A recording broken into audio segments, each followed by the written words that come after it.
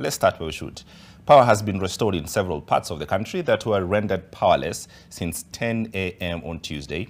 In a statement released earlier in the day, electricity poles along the Kiambere-Embakasi line collapsed at the Maradaima area at 10:45, and by 3 p.m., engineers had managed to restore power. But as Leila Mohammed reports, some transmission lines have since developed issues, meaning several households are still in the dark tonight.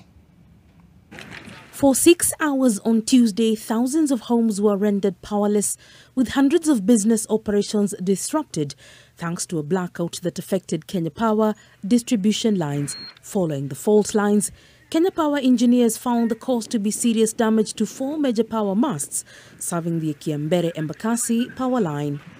The humongous structures, almost a kilometer apart, suffered various degrees of damage, with some of the surroundings also experiencing the impact of their fall.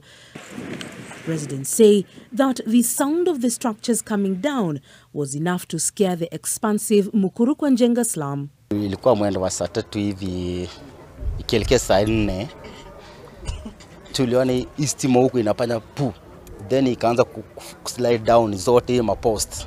Ilikuwa ni mguu yake igusambe. Wewe ukimbie. Unangojea nini? Unangojea kifo yenye mwenyewe unaona na macho yako.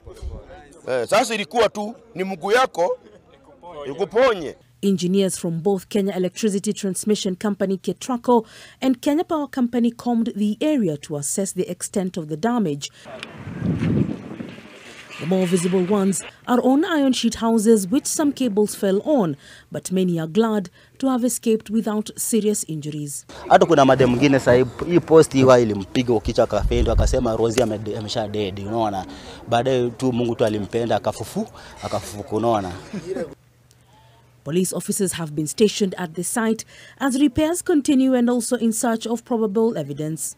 The Kenya Power Company now says that power has been restored to a majority of the areas that were affected by the blackout. But KETRACO now begins the process of figuring how this happened here in Maradaima, and one of the issues could be vandalism. Angalia kitu kama ningekuwa nimefungua ile masaa ningekuwa nimeenda. Naona. Sasa ni heri serikali angalie hii vitu wakati inawekanga na angalia jali maslahi ya binadamu. On a closer look at this last major pole adjacent to the Mukuru slum, some of the bolts that tightened the structure were missing, with authorities suspecting acts of vandalism. While the state begins investigations, many fear that structures built under this line may be the first casualties in case the state decides to remove them from the area for safety purposes. Sasa hata kama saa hii nimestuka sana. Kwa maana kutoka asubuhi hakuna biashara yenye tumefanya.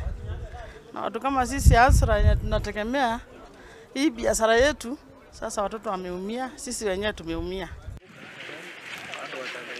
Just this evening, however, Kenya Power said that the Suso transmission line developed a fault, resulting in outage in parts of Nairobi, Syokimau, Athi River, Kitengela and Mlolongo.